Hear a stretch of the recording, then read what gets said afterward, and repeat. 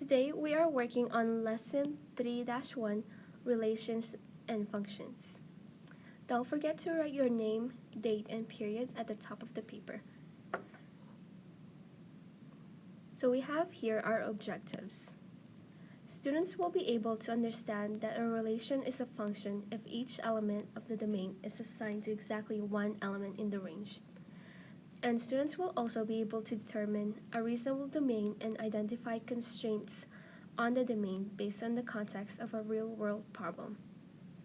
We also have our vocabulary. We have continuous, discrete, domain, function, one-to-one, range, and relation. Now, our essential understanding is that a relation is a function if each element of the domain is assigned to exactly one element of the range. Now we have to recognize domain and range. A relation is a set of ordered pairs. A function is a relation in which each input is assigned to exactly one output. And the domain of a function is the set of inputs. The range of a function is the set of outputs. So if it was to be a domain, we need to correlate that with inputs.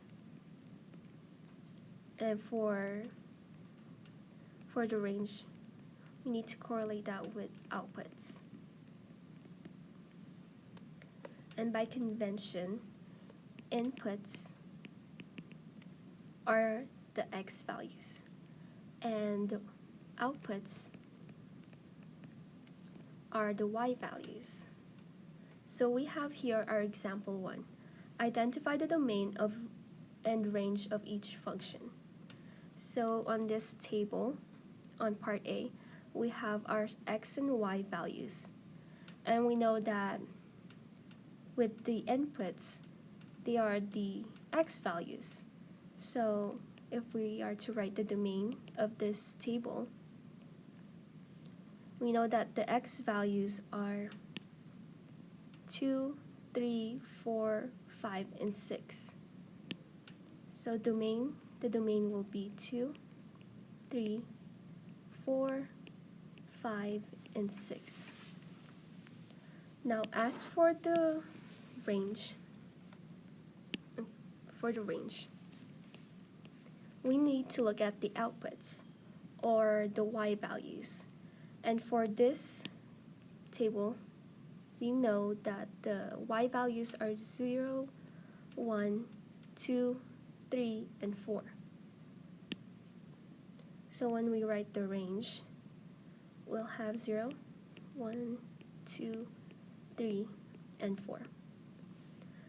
Now as for part B, we'll do the same thing. We'll look at the x and the y values. So for part B, we can see that our x values are -3, -1, 1, 3, and 4 from this column or row. X values. And we also have our range for our table, which are the y values.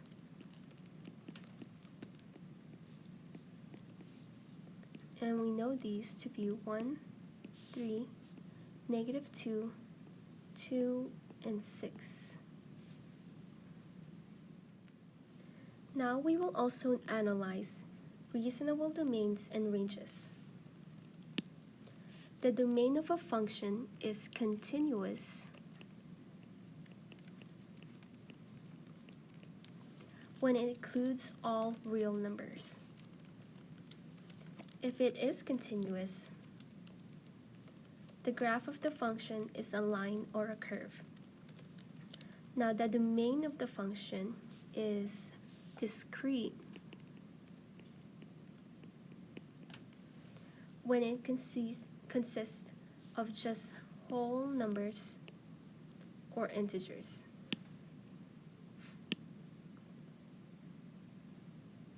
If it is discrete, the graph of the function is a series of data points.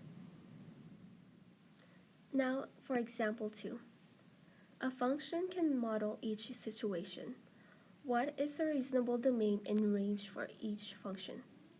So our first situation states that a host fills a 10,000 gallon swimming pool at a rate of 10 gallons per minute. Now our domain is our x values, or our gallons per minute.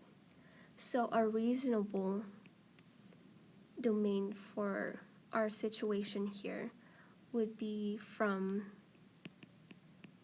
0 to the amount of times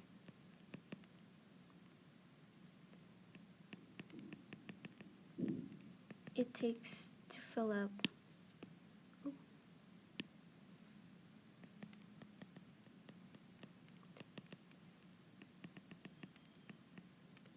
the swimming pool.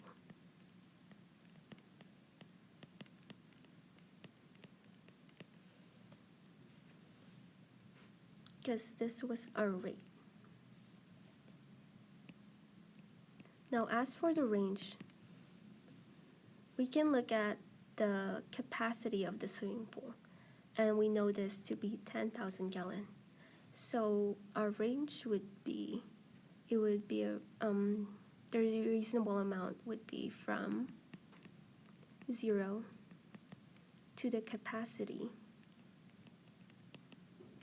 which is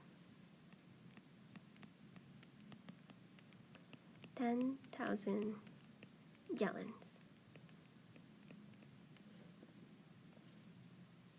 Now, as for the second situation, it states that a restaurant needs to order chairs for its table. And now one table can accommodate for 4 chairs. So 1, 4. And for our domain, we can say that the reasonable domain would be from 0 to the amount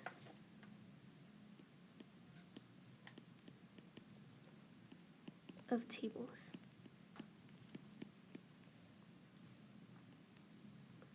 Now as for the range, it'd be reasonable if we say that this is from 0 to the number of chairs.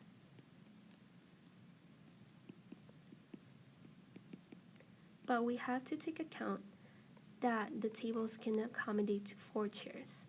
So it will be the number of chairs in multiples of 4.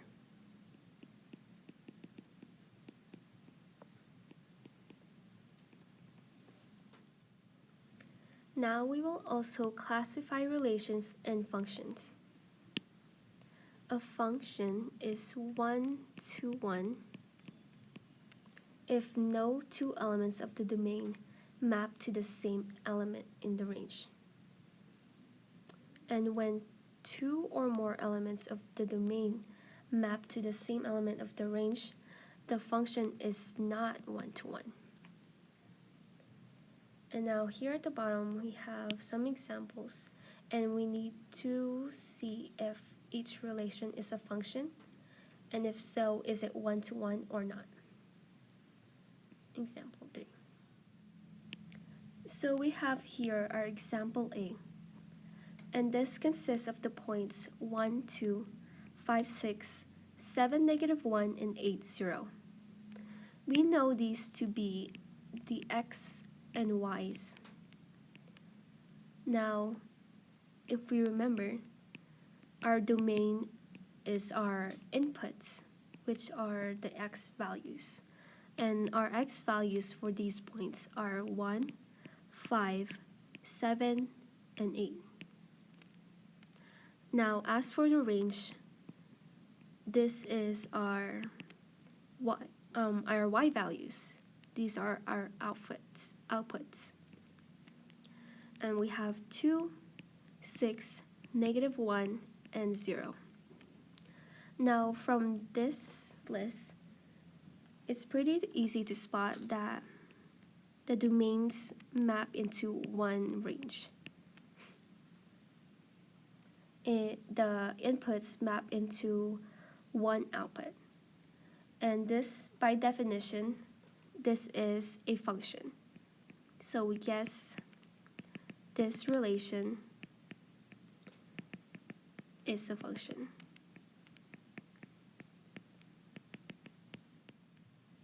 And since the inputs in our domains are assigned to exactly one output in a range, this means that it is 1-to-1.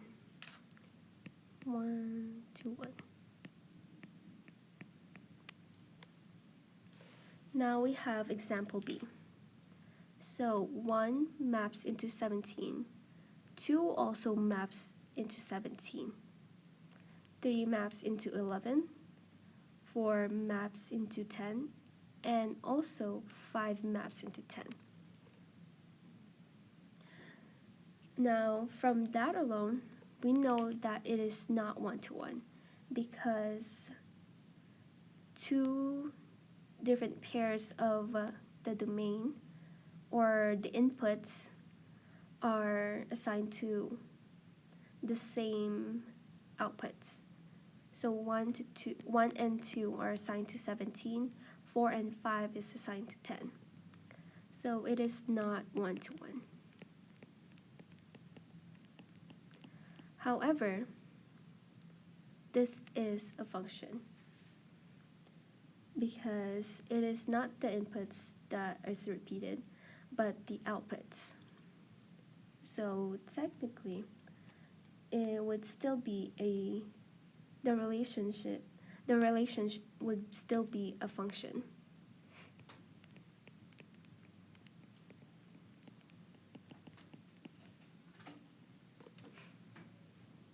Now we have part D.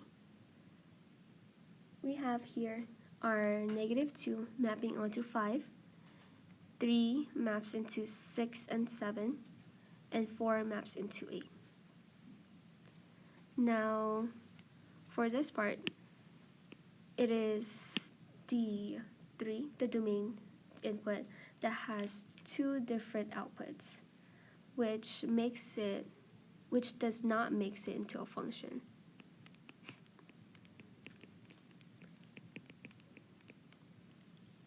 If we have a repeated domain input in the domain, this means it is not a function.